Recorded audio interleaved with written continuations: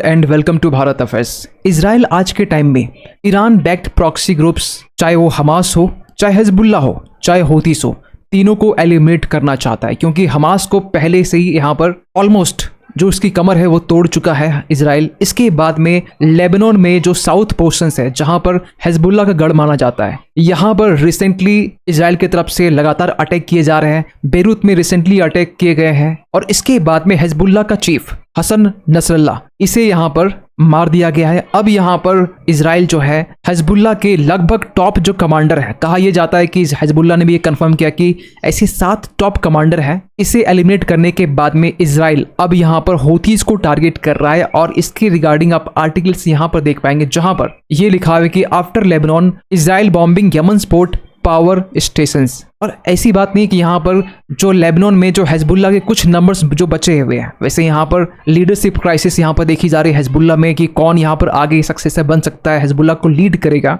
लेकिन कॉन्टिन्यूस यहाँ पर बॉम्बिंग की जा रही है इजराइल की तरफ से। लेकिन पैरेलली यहाँ पर इजराइल यहाँ पर हूतीस को भी टारगेट कर रहा है, जो कि यमन के हूतीस। और इस पर आज पर के टाइम में दुनिया भर में आर्टिकल्स पब्लिश किए जा रहे हैं। और यहाँ ये भी कहा जा रहा है कि इजराइल की रिसेंटली स्ट्राइक करने के बाद में 4 लोगों की जान जाने की जो खबरें हैं वो बाहर निकल के आ रही है। क्योंकि अगर आप मैप में देखते हैं तो जो यमन का जो पूरा इलाका है, जो आप ये जो डार्क पोर्शन देख पा रहे हो, जो साना जो कैपिटल है यमन की, ये भी जो एरिया है आज के टाइम में हूतीस के कंट्रोल में है। वैसे तो सिविल वॉर का सिचुएशन है, लेकिन यहाँ पर कंप्लीटली देखा जाए तो जो कंट्रोल है वो हूतीस का माना जाता है। और ये भी ज्यादा एक्टिव कहाँ पर है, ये आप देखेंगे रेड सी के एरियाज में ये ज्यादा एक्टिव है। और इजराइल ने इसी यमन के जो हूतीस है यहाँ पर टारगेट किया है। और इसमें बेसिकली जो टारगेट किया गया है यमन के जो पोर्ट है, बेसिकली 2 इंपॉर्टेंट पोर्ट है, रास ईसा और होदेदा पोर्ट। अगर आप इसे मैप में देखना चाहेंगे ना, तो ये जस्ट आपको रेड सी के नज़दीक आपको मिल जाएगा, जो रास ईसा और होदेदा जो पोर्ट है। यहाँ पर रिसेंटली इजराइल की तरफ से स्ट्राइक किया गया और इस स्ट्राइक में 4 लोगों की यहाँ पर जान जाने की खबर निकल के आ रही है। आपको एक चीज़ इन्फॉर्म कर दे कि ईरान बैक्ड प्रॉक्सी ग्रुप, जिसे 3H के नाम से जानते हैं, हमास, हिजबुल्लाह और हूतीस। हमास की जो कमर है गाजा स्ट्रिप में पहले ही यहाँ पर इजराइल ने कमर तोड़ रखी है। लेबनान में यहाँ पर हसन नसरुल्लाह के डेथ के बाद में अब यहाँ पर हिजबुल्लाह का सक्सेसर कौन होगा, इस पे क्वेश्चन मार्क है। हिजबुल्लाह कैसे फिर से रिवाइव करेगा अपने आप को, ये भी एक क्वेश्चन मार्क बना हुआ। लेकिन जो हूतीस है, अब यहाँ पर 3H में लास्ट H की बारी है और यहाँ पर इजराइल ने इसे मिटाने के लिए अब एयर स्ट्राइक करना स्टार्ट कर दिया है। और ईरान के बारे में ये कहा जाता है जो एक्सिस ऑफ रेसिस्टेंस है, मतलब ईरान जिस प्रॉक्सी ग्रुप्स को सपोर्ट करता है, जैसे हिजबुल्लाह, हमास, हूतीस, इवन कि इराक में असेब अल हक जो है, या खातेब हिजबुल्लाह है, या बद्र ऑर्गेनाइजेशन है, इनको यहाँ पर सपोर्ट प्रोवाइड करता है। और ये पूरे जो प्रॉक्सी ग्रुप्स हैं इंक्लूडिंग ईरान, ये मिलकर बनाते हैं एक्सिस ऑफ रेसिस्टेंस, जो इजराइल और USA के अगेंस्ट में फाइट करते हैं। लेकिन हम स्पेशली हूतीस की बात करें ना, हूतीस ये एक शिया मुस्लिम से बिलोंग करते हैं, क्योंकि ईरान एक शिया इस्लामिक कंट्री है। और जहां जहां पर शिया की जो पॉपुलेशन है, वहां पर एक ग्रुप तैयार किया गया, वो प्रॉक्सी ग्रुप, जो इजराइल के अगेंस्ट में खड़ा हो सके। और हूतीस को खड़ा करने के पीछे रीजन भी ये था कि सऊदी अरेबिया से फाइट करना। लेकिन शिया मुस्लिम में भी बहुत सारे जो कैटेगरीज हैं, फॉर एग्जाम्पल यहाँ पर इस्माइलिया का एक शिया मुस्लिम हो गया। इसके बाद में जैदिस, जो शिया मुस्लिम माइनॉरिटी जो यमन के हूतीस है, ये जैदिस से बिलोंग करते हैं। और आज के टाइम में ना ये हूतीस को US की तरफ से स्पेशली डेजिग्नेटेड ग्लोबल टेररिस्ट यहाँ पर माना गया है। और हूतीस बेसिकली डोमिनेंस में कब आते हैं, 2011 के हम की बात कर रहे हैं। आपको बता दें कि यमन में यहाँ पर जो डिक्टेटर था अली अब्दुल्ला सालेह, इन्हीं के अगेंस्ट में यहाँ पर जो हूतीस है आवाज उठाते हैं। और अरब स्प्रिंग के बाद में 2010-11 की हम बात कर रहे हैं, जब यहाँ पर जो हूतीस है अपनी जो पोजीशन है वो स्ट्रेंथ करते हैं। ये बातें कौन कर रहा है, Alma research and education centre तब से ये बातें की गई है कि 2014 के एंड तक में ये अपनी पोजीशन को स्ट्रॉन्ग कर चुके थे। ये स्पेशली यहाँ पर जो यमन की जो कैपिटल है साना, यहाँ पर ऑलमोस्ट ये कंट्रोल कर चुके थे। इसके बाद में फरवरी 2015 तक आते आते यही जो हूतीस है ये टोटल कंट्री पर अपना जो कंट्रोल है वो स्टैब्लिश कर लेते हैं। लेकिन एक सबसे बड़ा सवाल निकलता है कि अभी इजराइल क्यों यहाँ पर हूतीस के ऊपर अटैक कर रहा है, क्या रिसेंटली कुछ हुआ है? यस, रिसेंटली यहाँ पर यह हुआ है कि आज से 2 दिन पहले की हम बात कर रहे हैं, 27 सितंबर की हम बात कर रहे हैं, जब हूतीस की तरफ से मिसाइल्स और ड्रोन से तेल अवीव और एस्केलोन जो है यहाँ पर अटैक किया गया। और इसके बाद में इजराइल में सायरन की जो आवाज है ये देखा गया और आईडीएफ की तरफ से ये कहा गया कि इजरायली डिफेंस फोर्सेस का भी ये कहा गया कि हमें इस बात की भनक भी नहीं थी कि हौतीस की तरफ से ये अटैक किया जाएगा इसराइल के ऊपर में। वैसे तो इस मिसाइल्स और ड्रोन अटैक को यहाँ पर इसराइल ने इंटरसेप्ट कर लिया, जिस तरीके से यहाँ पर आर्टिकल पब्लिश किया जा रहा है, और इसी के रिस्पॉन्स में यहाँ पर अटैक किया गया है हौतीस के ऊपर में।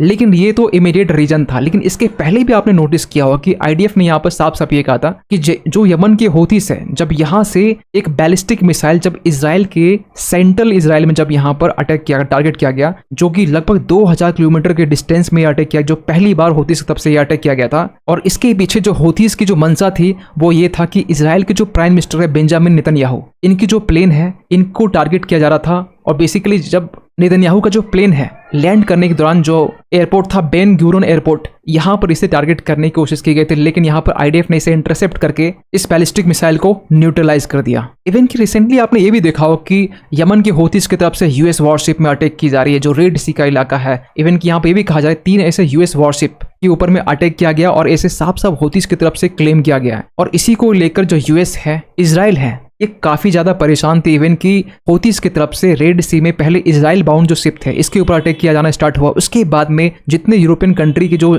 शिप थे उसके ऊपर अटैक होता है। इवन की हौतीस की तरफ से इंडिया की जो शिप है इसके ऊपर भी अटैक करने की कोशिश की गई। जो रेड सी का पूरा एरिया है जहां पर ऑलरेडी यहाँ पर यूएस की शिप यहाँ पर तैनात रहती है, पेट्रोलिंग करती है, जो बाबल मंडेब स्ट्रेट का जो पोर्शन है जो इकोनॉमिक दृष्टि से काफी ज्यादा इंपॉर्टेंट माना जाता है, यहीं पर जो है यमन की हौतीस का एक बहुत बड़ा कंट्रोल माना जाता है। और यहीं पर जो है इसराइल की तरफ से जो 2 पोर्ट है, हदेदा पोर्ट और सामने एक पोर्ट है, यहाँ पर रिसेंटली स्ट्राइक किया गया है। और अगर आप एक चीज देखेंगे ना इसराइल को लेकर, आज के टाइम में इसराइल जो डॉक्ट्रिन यूज कर रहा है दहिया डॉक्ट्रिन, जिसे इसराइल ने यहाँ पर 2006 के बाद में से इस डॉक्ट्रिन को यूज करना स्टार्ट किया। बेसिकली इस डॉक्ट्रिन में ये है कि जब इसराइल शुरुआत में ऐसे जितनी भी टेररिस्ट, चाहे प्रॉक्सी ग्रुप की बात करें, जो सिविलियन इंफ्रास्ट्रक्चर्स में अपना ठिकाना बना चुके हैं, वहां पर इसराइल टारगेट बिल्कुल नहीं करता था। लेकिन 2006 के बाद में जब यहाँ पर 2006 में लेबनान वॉर होता है, इसके बाद में क्योंकि 2006 में एक बहुत बड़ी घटना हुई थी, 2006 के टाइम में इसराइल के 87-84 के आसपास में जो नागरिक थे वो मारे गए थे। इसके बाद में इसराइल लाता है दहिया डॉक्ट्रिन, और इस डॉक्ट्रिन के सहारे यहाँ पर इसराइल का ये मंशा है कि अगर टेररिस्ट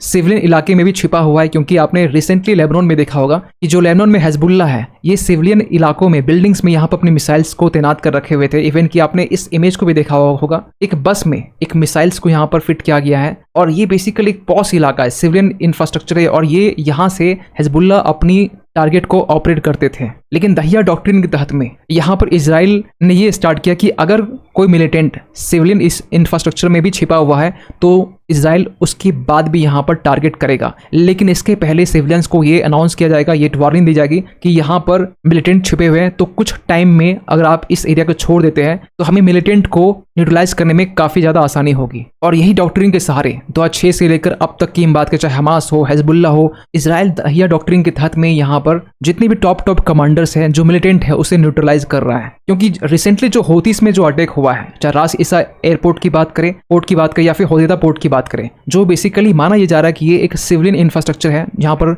एक बड़े नंबर्स में यहाँ पर जो है एक पॉस इलाका है, जहां पर जो टेररिस्ट हैं, जो मिलिटेंट हैं, यहाँ पर छिपे होते हैं, अपनी मिसाइल्स यहीं से ऑपरेट करते हैं, और यहीं पर इसराइल के तरफ से टारगेट किया गया है। लेकिन इसके बाद एक सवाल निकल के आता है, क्या इजरायली स्ट्राइक के बाद में जो 3H की हम बात करते हैं, हमास, हौतीस, हिजबुल्ला, क्या इजराइल 3H को न्यूट्रलाइज करके क्या इसे एलिमिनेट करना चाहता है कंप्लीटली, या इजराइल इससे भी कुछ बड़ा सोच रहा है? कमेंट कीजिएगा आप क्या सोचते हैं इसके बारे में। और जाते जाते एक क्वेश्चन आप सभी के लिए, हाल ही में यहाँ पर एक प्रेस्टिजियस शास्त्र रामानुजम प्राइज 2024 के लिए किन्हें यहाँ पर अवार्ड किया गया है? आपके पास में ऑप्शन है रुई जियांग, आदि नारायण दोदी, या रीता सिन्हा, अलेक्जेंडर दुन। आपको पहले बता दें कि ये जो प्राइस है यहाँ पर $10,000 यहाँ पर जो अवॉर्डी है उसे दी जाती है। आपको बताना सही ऑप्शन कौन सा है। सो मिलते हैं किसी अगली वीडियो में, तब तक के लिए थैंक यू सो मच।